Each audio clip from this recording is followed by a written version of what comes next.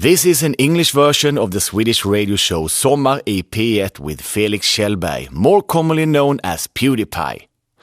Sommar is a radio show where a person is given free hands to speak about whatever they want and play whatever music they want. Due to copyright reasons, the music in the program is abridged.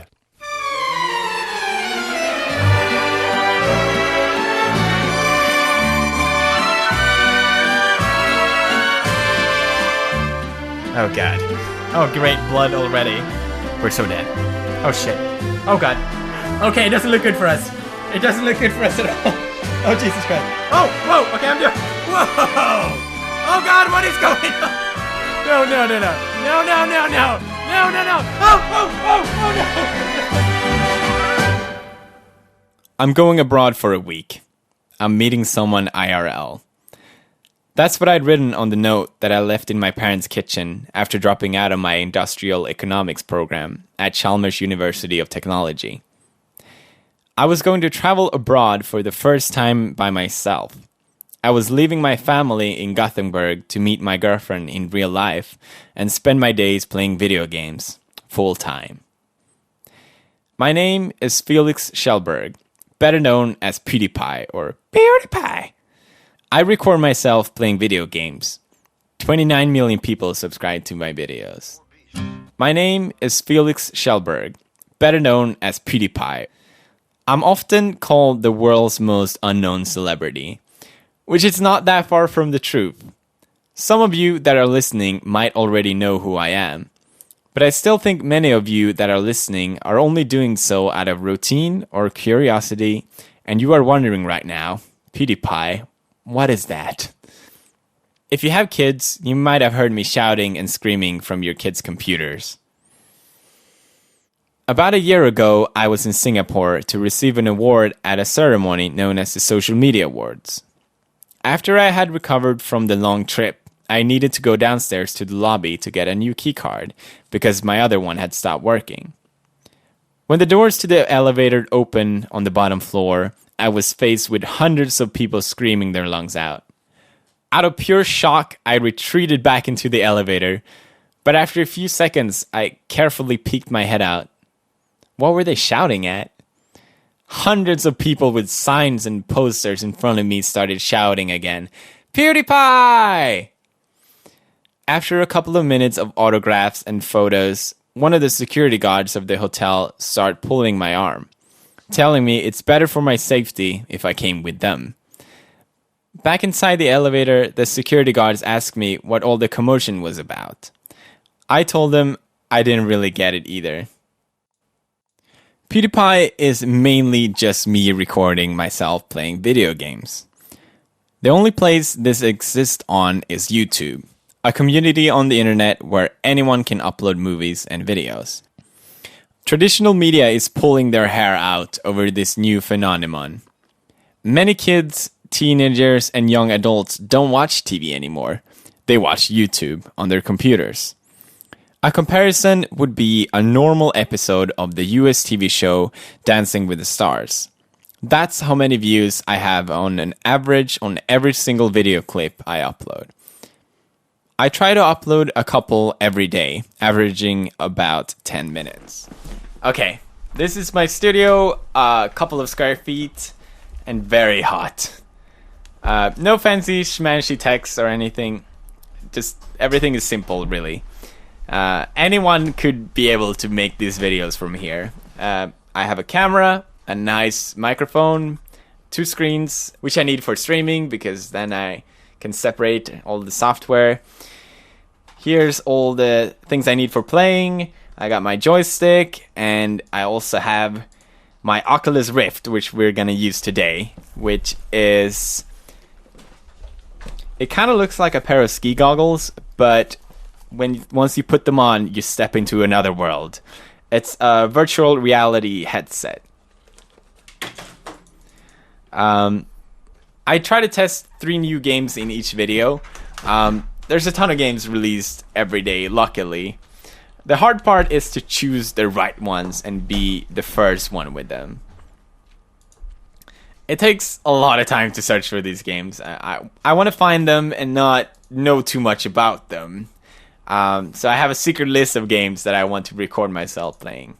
It's indie games, preferably the ridiculous ones, and not any AAA title games. Some take a long time to play, others barely any time at all. I play for as long as they last. I prefer not to repeat myself in the videos. There's no preparation, no manuals, just full steam from the start. I turn into PewDiePie when the game starts. I speak English then, and maybe my transformation is easier because of that. When I started, I spoke Swedish, but since I learned English through playing video games, it's easier to speak English. And I think that's why my transformation into PewDiePie is easier. Alright, everything is set up, and now I'm gonna start playing. 3, 2, 1. How's it going, bros? My name's PewDiePie. So today, we're gonna play some horror games on the Oculus. The first one is called Deep Down in Space. Alright. I'm all alone at this graveyard in the middle of the night. And I'm here to punch some fruit. Okay, bring it on, fruits. You think you can mess with me? Bam! Ow, right in my face. Oh god! Oh, yeah! That's how it's done. You think you can mess with me? I'm the fruit knit man skeleton. I don't know what I am. There we go. Screw you, melon. Yeah! Oh god. I think I get one and I get proud. It looks so weird. Oh god, so many. I'm sure you're wondering, how can this be so popular? What makes so many people willing to sit in front of their computers and watch someone else play video games? That's completely nuts. Obviously, you rather play the game yourself, right? But actually, those who watch video clips on YouTube are engaged and connected on a completely different level than when watching traditional television. You can comment directly under each video clip, which for me is how I decide what I should include in my videos. I get instant feedback, I get suggestions on what games I should play, which videos are more fun than others, what I should do in the videos, and what questions they want answered. I also try to reply to fan mail and have Q&As on Twitter. Because of the internet, the distance between the consumer and creator has become shorter than ever. There's no editor, no sales department, no audience research division. I spend a lot of time listening to my viewers' input, because it's for them I exist. Do you remember the last movie you watched on television? Who'd created it? What does the daily life of that person look like? What does he or she care about you? Do you even care? Probably not. It might seem absurd, but it's true. These questions are obvious for a dedicated YouTube viewer. These viewers aren't just passively watching someone else playing video games. They're sitting together with someone else playing video games. That small detail makes all the difference, and I think that's one of the big reasons why my video clips have been watched more than 5 billion times online. A couple of you listening in right now have probably thought to yourself once or twice, kids these days, the only thing they do is sit in front of the computer all day. Back in my days, it was different. Well, that's true, but it's also quite easy to forget how much of your own time is spent in front of the television or whatever, and just watching without caring what's on, just letting the images flutter by. Yes, physical activity and exercise is important to all of us, but instead of criticizing young people and what they consume as entertainment, wouldn't it be better to try and listen and understand why is it so important for them? I get emails from fans describing to me how much my videos have meant for them and how important my work is for them on a daily basis. It is for many people an escape. We have fun playing together despite the fact that many of our games are very violent. I play a lot of horror games as PewDiePie, and my favorite book is The Long Ships, A Saga of the Viking Age by Frans G. Bengtsson. And it's not exactly a bed of roses either. The violent part of these games are often criticized, despite the fact that there's just as much physical violence and aggression in books, movies, newscasts, and traditional sport. I call myself a pacifist, and I've never been even close to a fist fight. My parents have told me that I didn't want to play soccer as a kid because I don't like games where you take things from others. It's supposedly what I told them. It's hard for me to wrap my head around exactly why my videos are so important to people. But after meeting some of my fans in person, fans that are alone, ill, or even suffering from cancer, telling me how they actually recuperated from these incredibly hard treatments, and that my videos has been what brought a smile to their face, and that I've kept them company during their hard times. If that's not a good enough reason to do what I do, I'm not sure what is. If I'd seen PewDiePie when I was 15 years old, I would probably have had him as my imaginary friend and been very jealous of him. I would want to be like him. I've been on YouTube for almost 4 years. 4 really short years that's flown by with the speed of light. And it has changed my life in ways I couldn't imagine. Today, my YouTube channel is the biggest one in the world. PewDiePie has the most subscribers and the most views of any channel. I've gotten the opportunity to travel around the world together with my girlfriend, and I got the job of my dreams. But 4 years ago, the story was completely different. 4 years ago, I was going through the worst period of my life. I was a troubled and broody teenager living my life in the online game World of Warcraft. In the game, I created my own character. I played so much that every waking thought was dedicated to the game and where I was in it. Like everything else that interests me, I had dived in headfirst and gone deep. I found something that suited me, and suddenly nothing else was fun or even important in the world around me. I went too far, and my gaming had a negative effect on me. I became introvert and passive, a not uncommon effect among lost teenager, but not meeting actual people was not healthy for me. We thought we socialized when we played and hung out in the game online, but it couldn't replace reality. What if I could meet PewDiePie in my dark room then? Maybe then I could have actually bring myself to reply to my parents' constant and worried nagging about sitting home and play video games all day won't take you anywhere in life. I never been a person looking for attention, but rather quite introvert and quite shy. Once I actually find something that I like to do, I do it at 100%. For me, it's always been easy to combine video games with other activities, such as Lego when I was a kid, or when I was older, play guitar and get good grades in school.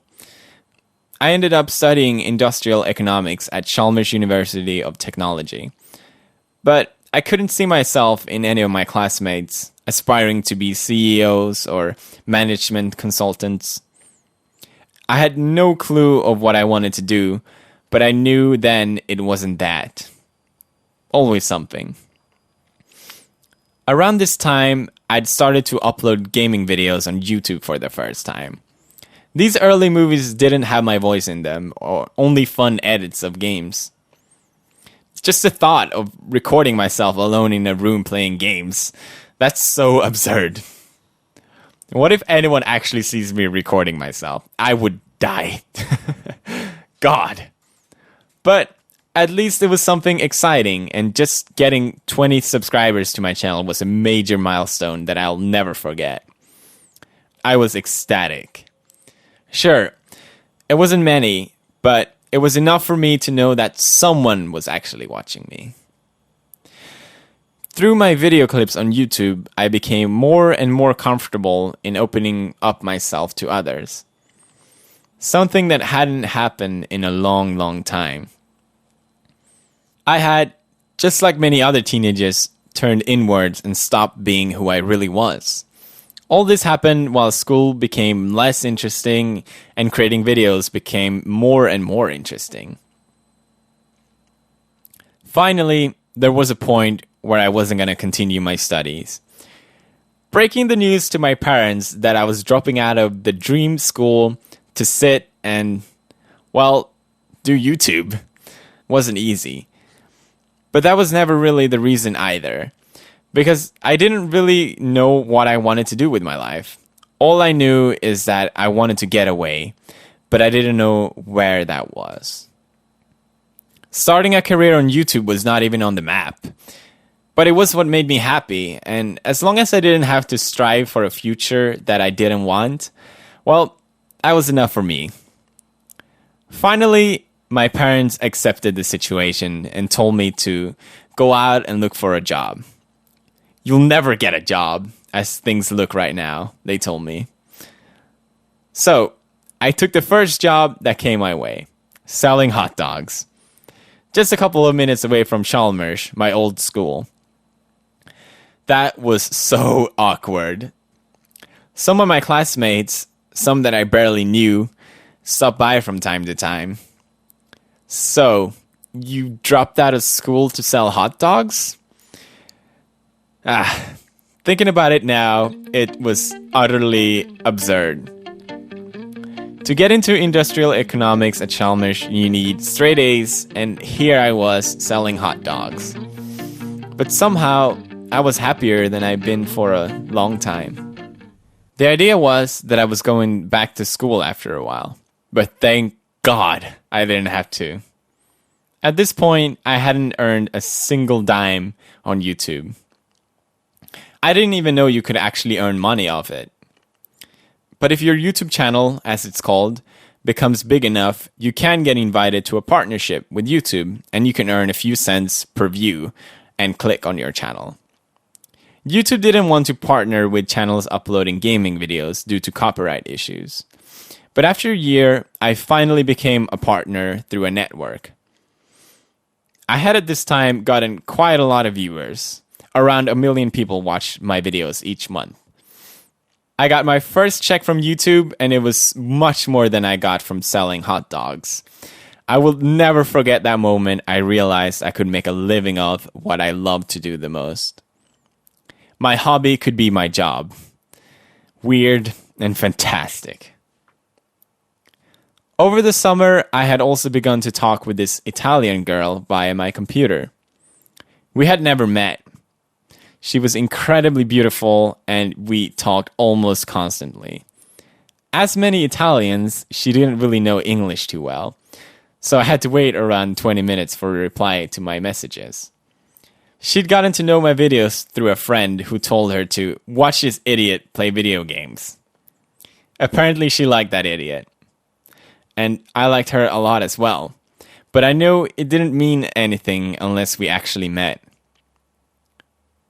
If it was something that I learned at this point, it's that if you want something, grab it.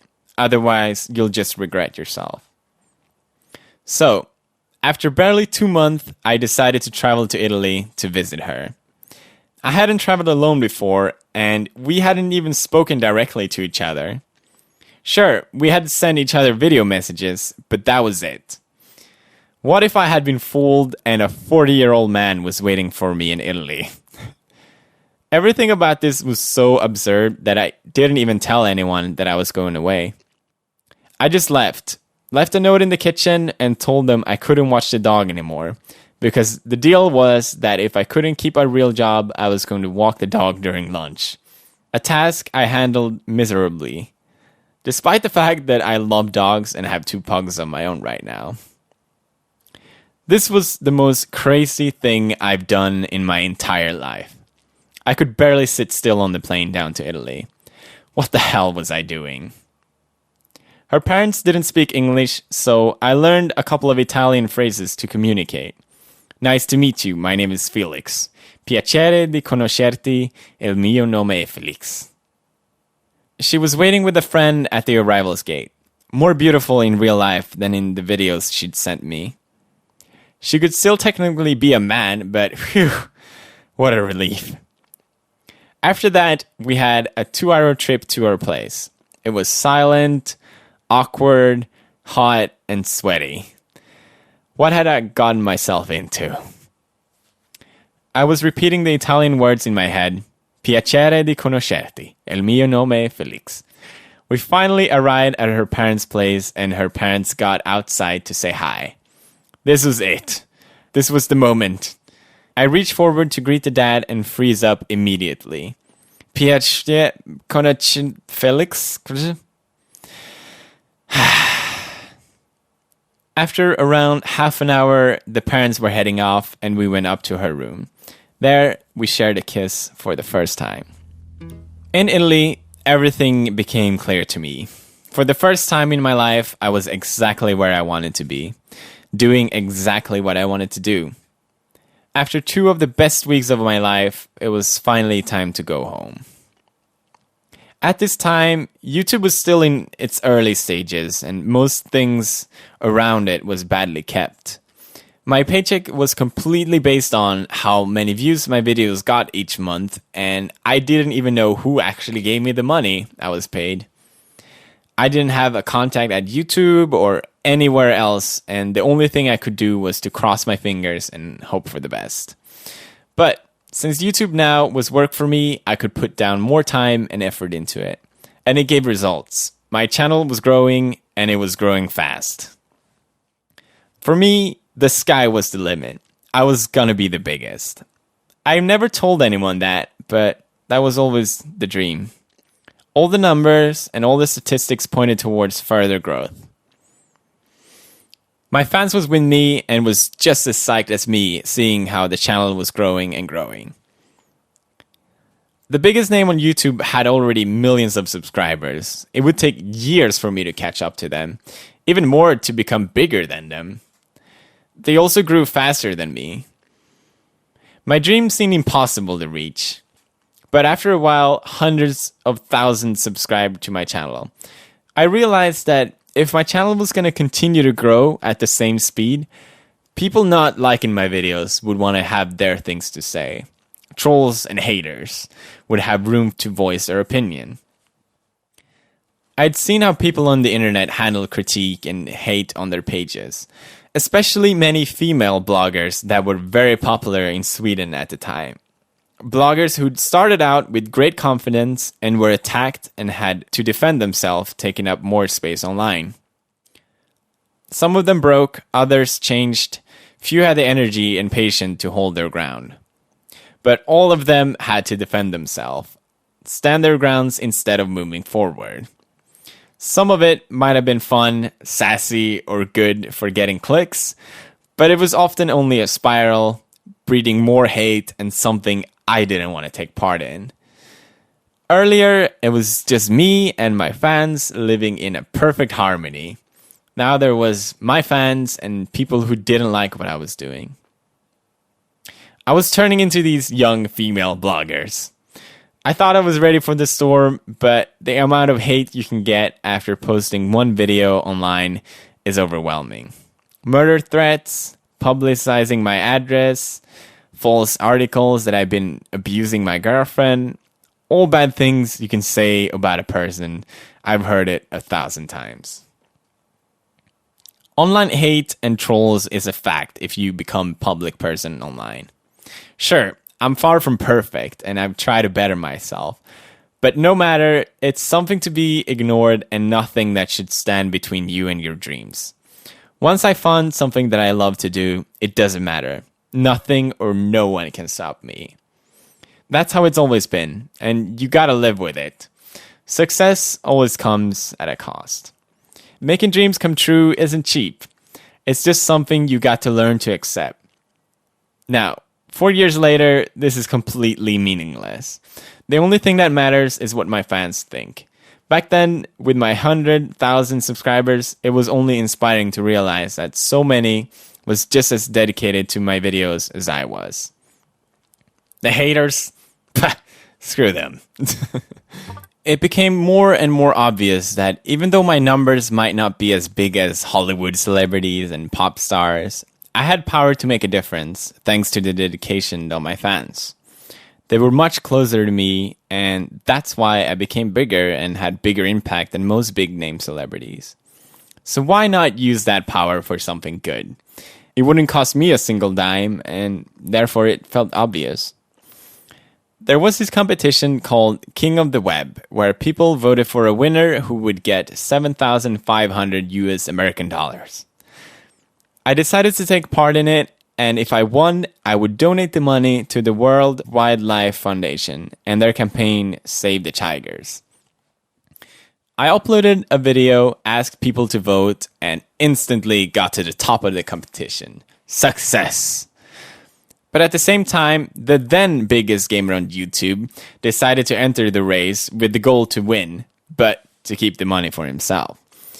His channel was also 10 times bigger than mine. It was over. There was no way I was going to beat him. But, like I told you, my fans are incredibly dedicated and they really wanted me to win. They spread the word about the competition and it seemed like I had a shot after all. And after a week, I was leading the competition yet again. Unbelievable. I couldn't believe it when I saw it on my phone, which I was refreshing every 10 seconds. But the day after that, another YouTuber from Brazil decided to enter the race, backed by his millions of followers, and beat us all. My earlier competitor dropped out and told people to vote for me, but with no avail. No one actually wanted this Brazilian guy to win. He was trash-talking and spewing gal all over us and wrote, "Tigers are for girls." And all our efforts were for nothing. But the month after that, a new competition showed up. I entered, and this time I won. And the Tigers got their money in the end. It was an incredible feeling to donate that amount of money. And much more than I've spent or even had in my life before that. It was now that I learned that it's easier to criticize the ones that stand up and try to do something than those that passively sit down and do nothing. A lot of people criticize my charity goal and accuse me of keeping all the money for myself. A ridiculous idea. I understood then that it doesn't matter really what I do. There's always going to be the haters. This charity business was something I really wanted to continue to do. It felt so good. But I'd rather not fight other people about it. During my years on YouTube, I've had 3 other charity drives so far. One for Save the Children, one for Charity Water, and one for St. Jude's Children's Research Hospital. All in all, me and my fans have collected over $1 million to charity, which is staggering. Of all the things I've done, this is what I'm most proud of.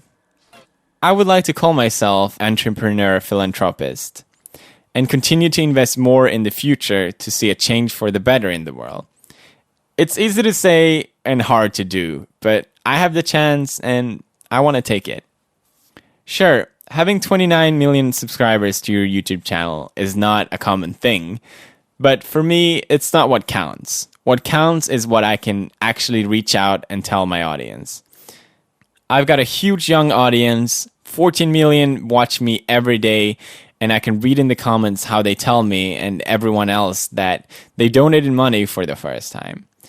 To get young people to care about other humans and get them to understand that the world is not too big for everyone to do something, that gives me a purpose. I play games and make videos because it's fun, but the knowledge that it can also make a difference is what makes the fun and games important. Many of you probably associate YouTube with so-called viral videos. Videos that become instantaneously immensely popular, but die just as quickly. The sneezing panda, or the piano-playing cat, Gangnam Style? I've never had a video go viral or any overnight hit. My way has been slowly but surely building a base of fans that watch my videos on a daily basis. It might seem easy to sit by the computer and play games all day long, but video games are about 5% of the real job. The rest is to edit and plan, keep up to date with the new games that are being released. I like to be first with the latest. Reply to emails and other social media. YouTube and my fans are in my thoughts 24/7. I haven't had a single full day off since I started my YouTube career 4 years ago. Because I do all the work myself, some days my work takes 18 hours, some days half of that. And a lot of people ask me why I don't just hire someone or take someone in to help me.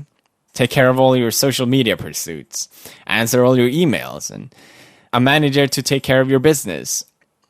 Every day, hour, and minute, I get suggestions and invites from sponsors, video game companies, journalists, expos, and other people and places that want PewDiePie to be seen in other places than on YouTube. Some things seems like fun. I actually had stormtroopers from Star Wars in my house the other day through a charity project together with Disney. But all of this takes too much of my time and PewDiePie demands my full attention. My success can't destroy my actual business. I don't need more attention or more money. All PewDiePie needs are his fans. YouTube is about having a close connection with your audience. That's the reason they want to come back day after day and spend time with me and watch my videos. I put a lot of myself in my videos when I'm editing them. If I would hand that job over to someone else, the videos would lose me. That is the whole idea. What you see on YouTube is me. Just me. Not me and my producer, writer, cameraman, and so on. That's the key to success on YouTube. At least what I think is the key. But yeah, there's a lot of hard work and many late nights because of it.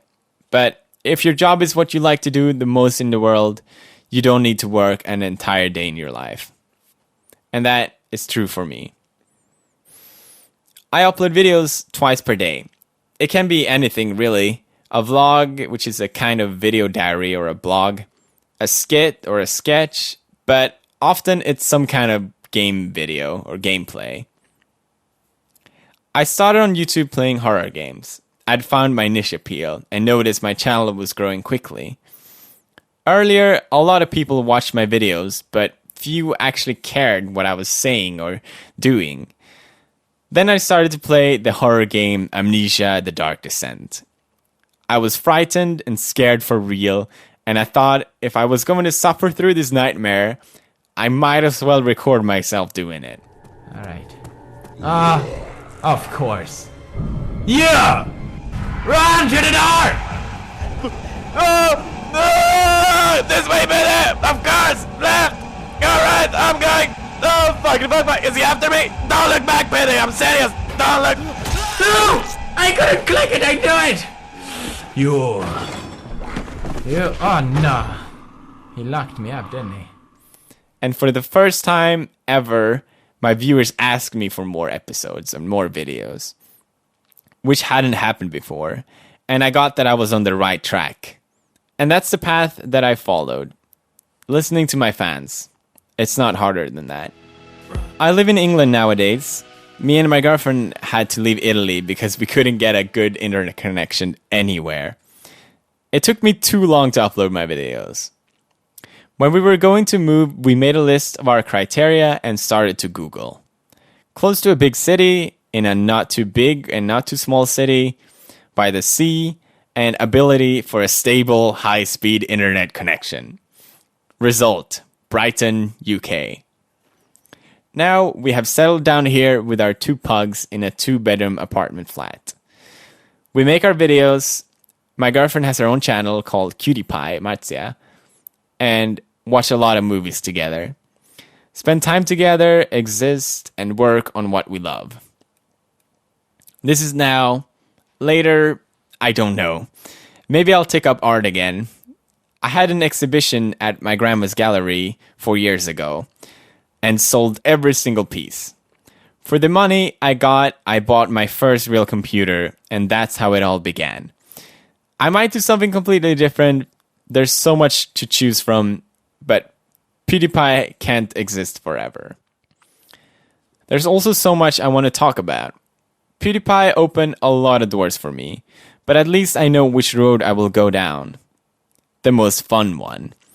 Even though I worked hard to get where I am, it's been a lot of luck and timing, and one cannot forget this fact. And I'm humble in front of that fact. But I'm the most humble in front of my fans. Without them, nothing of this would have been possible. It's weird looking back 4 years in my life when everything felt boring and meaningless, and sit here today, playing video games and trying to make a difference. It's almost scary, but nice. I went down a path I didn't know existed and benefited from it.